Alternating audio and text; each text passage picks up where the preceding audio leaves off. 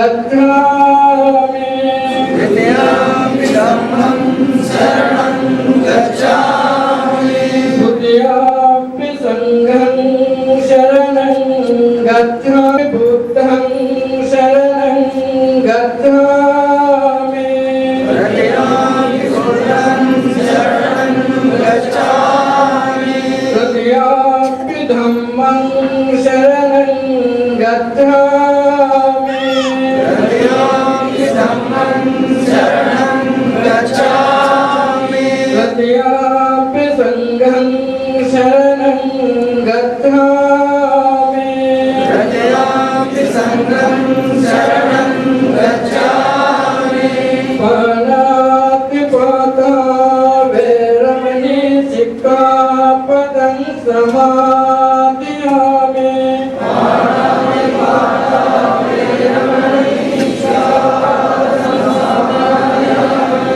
आदिन्नदाना वैरमणि सिक्खापदं समादयामि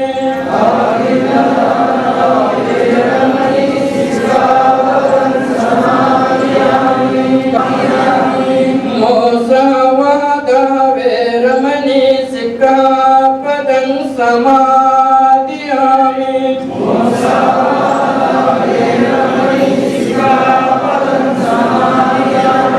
सुरामेरया मज्जपमादधाना वैरमणि सिक्खापदं समादयामि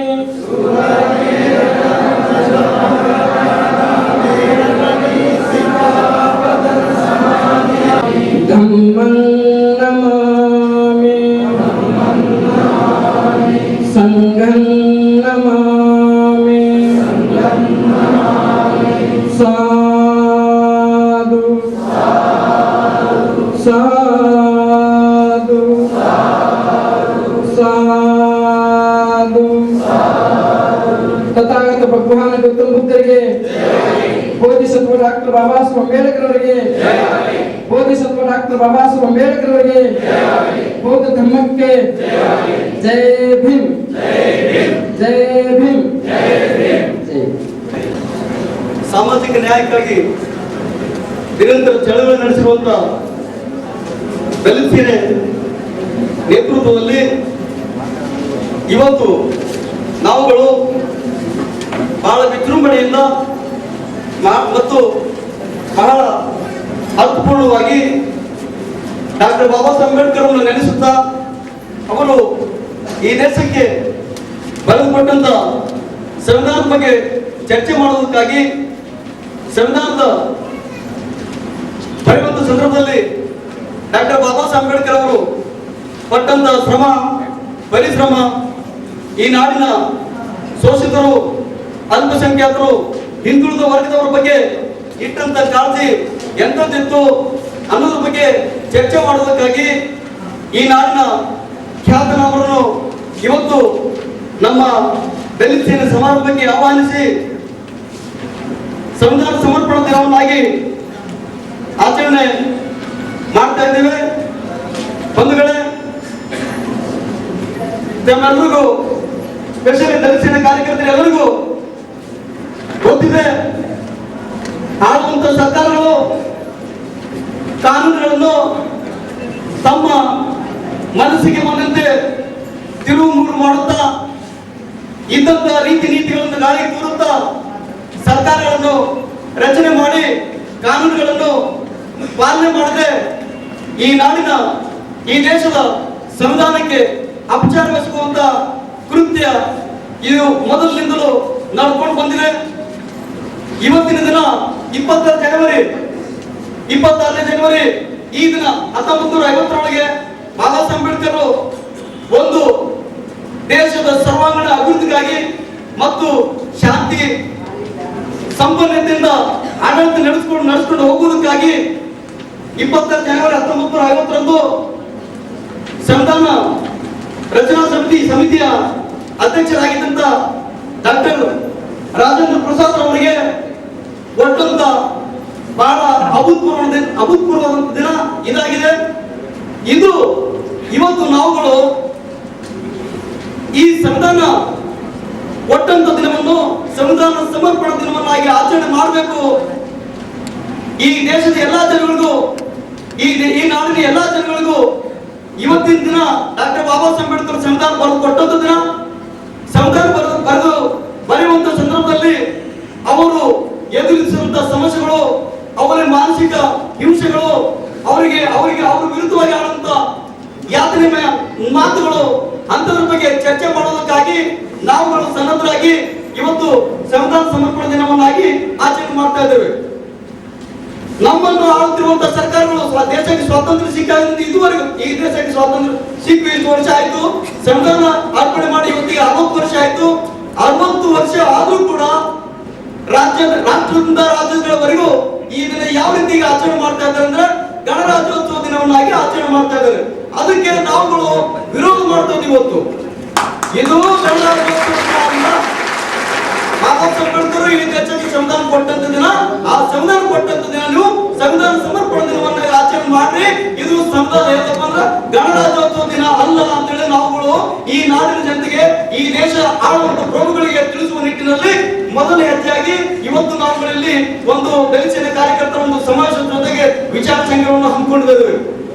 ಗಣರಾಜ್ಯೋತ್ಸವ ದಿನ ಅಂದ್ರೆ ಸುಮಾರು ಈ ದೇಶದೊಳಗ ದೇಶ ಸ್ವಾತಂತ್ರ್ಯ ಸಿಗೋದಕ್ಕಿಂತ ಮೊದಲೊಳಗೆ ಎಷ್ಟು ಅಲ್ಲಿ ಸುಮಾರು 600 ಜನರು ಸಣ್ಣ ಸಣ್ಣ ರಾಜ್ಯಗಳು ಆಳ್ತಾ ಇದ್ರು.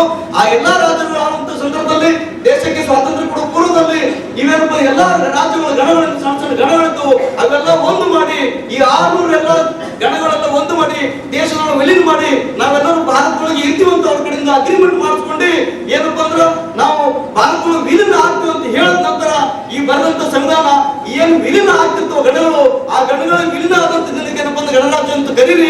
ನೀವು ಏನಪ್ಪಾ ಅಂದ್ರೆ ಸಂವಿಧಾನ ಕೊಟ್ಟಂತ ದಿನಕ್ಕೆ ಸಂವಿಧಾನ ಸಮರ್ಪಣೆ ಆಚರಣೆ ಮಾಡೋದ್ರ ಮುಖಾಂತರ ಬಾಬಾ ಸಾಹೇಬ್ ಅಂಬೇಡ್ಕರ್ ಹೆಸರಿನ ಇತಿಹಾಸ ಇದೆ. ಬಾಬಾ ಸಾಹೇಬ್ ಅಂಬೇಡ್ಕರ್ ಈ ದೇಶಕ್ಕಾಗಿ ಎಷ್ಟೊಂದು ಕನಸುಗಳಿದಾವೆ, ಅದು ಏನಪ್ಪಾ ಮುಚ್ಚ ಹಾಕೋ ಪ್ರಯತ್ನ ಮಾಡಬಾರ್ರಿ ಅಂತ ತಿಳಿಸೋದಕ್ಕಾಗಿ ನಾವು ಇವತ್ತು ಈ ಒಂದು ಸಂವಿಧಾನ ಸಮರ್ಪಣೆ ದಿನವನ್ನ ಆಚರಣೆ ಮಾಡ್ತಾ ಇದ್ದೇವೆ. ಇವತ್ತು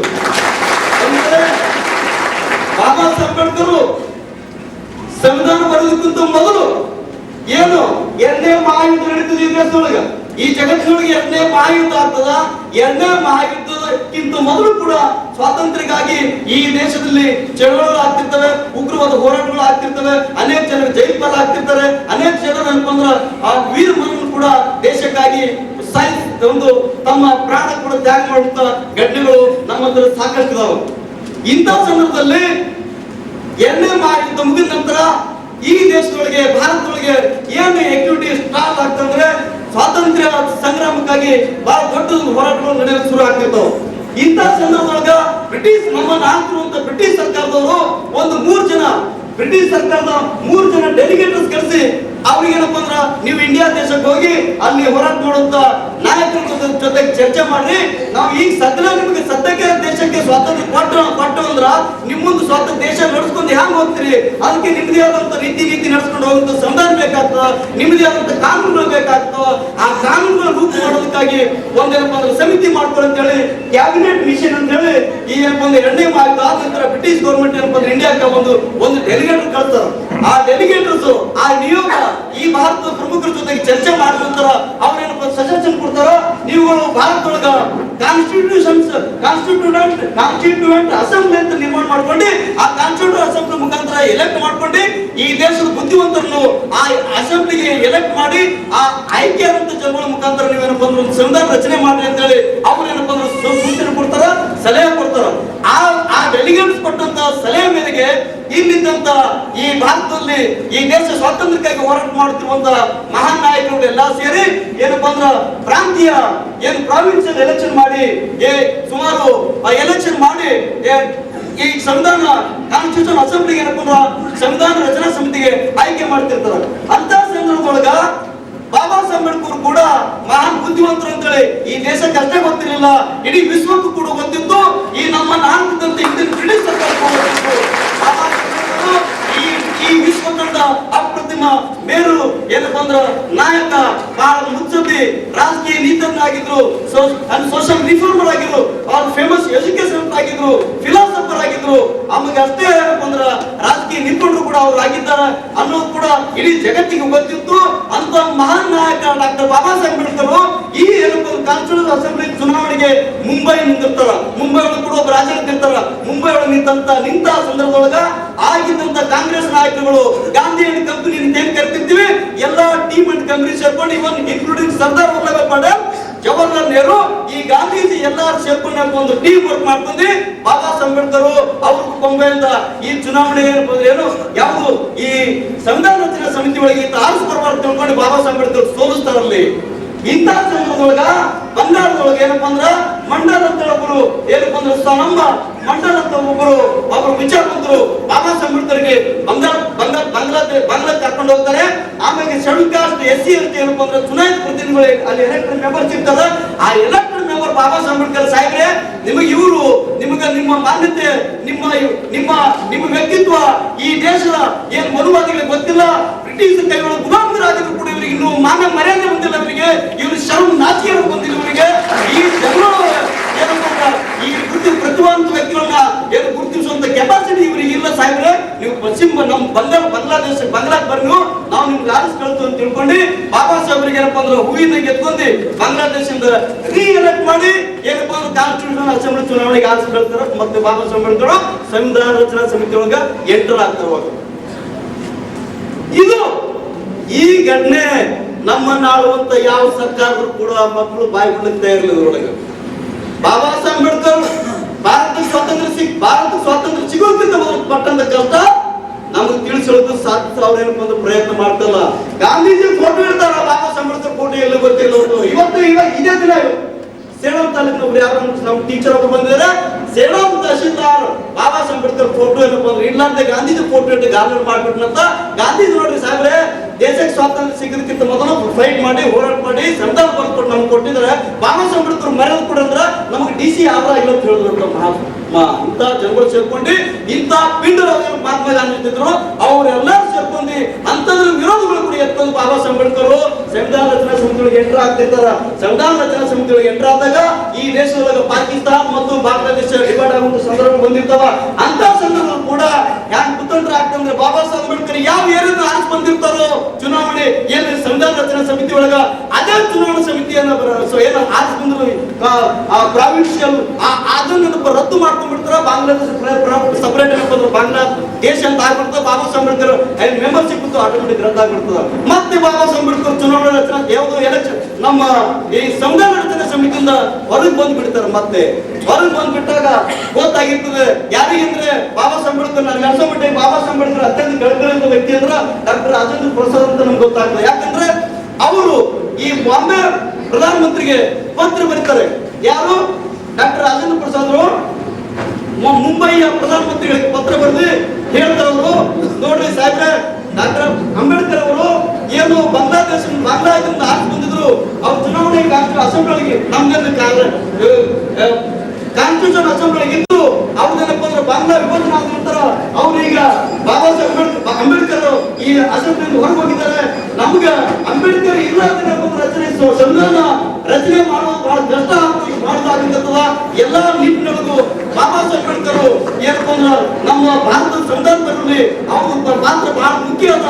ಅದಕ್ಕಾಗಿ ಆದಷ್ಟು ಬೇಗ ತಾವುಗಳು ಏನಪ್ಪ ಅಂದ್ರೆ ಮುಂಬೈ ಪ್ರಾಂತ್ಯದ ಬಾಂಬೆ ಪ್ರಾಂತ್ಯದ ಬಾಬಾ ಸಾಹೇಬ್ ಅಂಬೇಡ್ಕರ್ಗೆ ನೀವು ಎಲೆಕ್ಷನ್ ಮಾಡಿ ಕಳಿಸ್ರಿ.